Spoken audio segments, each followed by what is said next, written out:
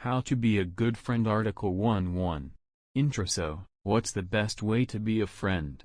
You should try to make their day better. Here are a few things you can do. Don't expect them to take care of something for you, it is always up to them. B. Offer them your help when they need it. C. Listen and empathize with them. D. Help them with their problems or doubts. E. Do not criticize their failures or mistakes in life and don't point any blame at them. F. Talk about the ups and downs of your own life, not theirs, as if that were your story too. G. Don't try to fix them, just listen and give advice if they ask for it and only if they ask. H. If they are happy, let them be happy. If they are sad, help them by being there for them when they need you. 2.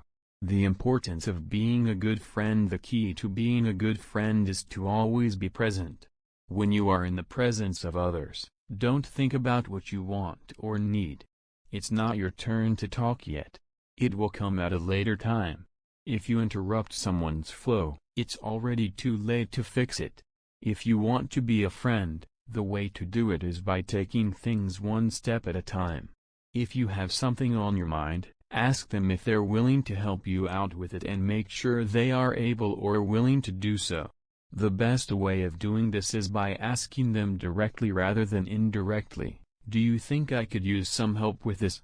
When giving someone an opportunity or an offer that they don't want or can't accept, be careful not to overpromise and underdeliver. Let them know that they have options and alternatives. Tell them something fairly concrete. Say, I can help you out with this tomorrow when I am free. I will see what I can do for you. Let me know if anything comes up. Then thanks for the offer, but I have other stuff going on right now. Sorry for the inconvenience. Have a great day. This way of thinking about things has helped many people and companies grow in their business. Giving people choices helps them take better advantage of opportunities, which helps them grow. You should never promise something that cannot become a reality that cannot become something else, as long as it is something that can become more than just an option. And when dealing with uncertainty, like faced with legal disputes, always remind yourself that uncertainty is part of normal life in the real world. 3. How to be a better friend. When your friend is having a tough time and you are facing your own challenge, it's very important to share your perspective. Showing empathy in this situation isn't only a kindness, it also can help.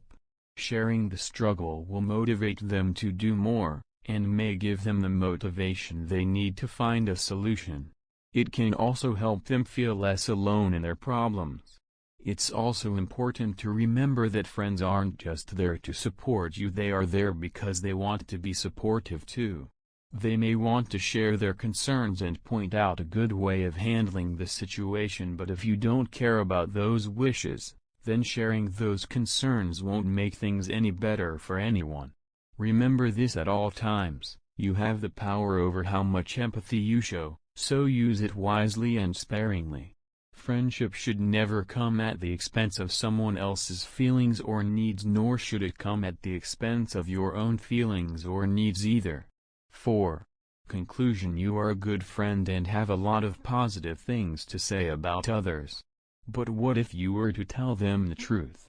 As it turns out, the truth is that a number of people are not very good friends, and you probably know some of them. So what do you do about it?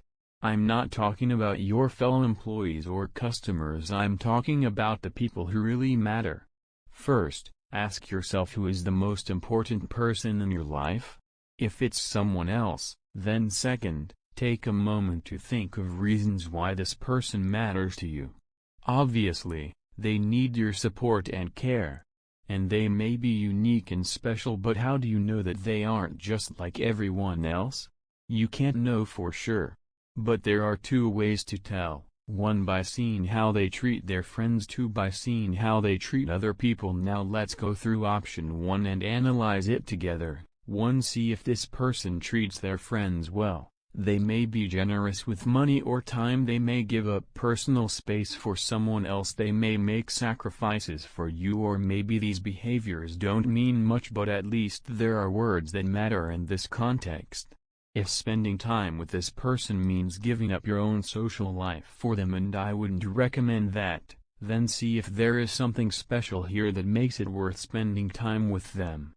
If so, then take a moment to think about whether the cost-benefit analysis favors friendship over someone who isn't particularly nice to strangers, or vice versa. And if so, then call or email this person and tell him/her that you have thought about what he/she said and decided not to spend time with him/her unless he/she is worthy of your friendship and likes spending time with other people too. If this person doesn't want to be bothered by any contact at all, then actually think about whether friendship is worth the effort, no matter how much fun it might be. That is only one way of thinking through the issue. Many other ways exist as well.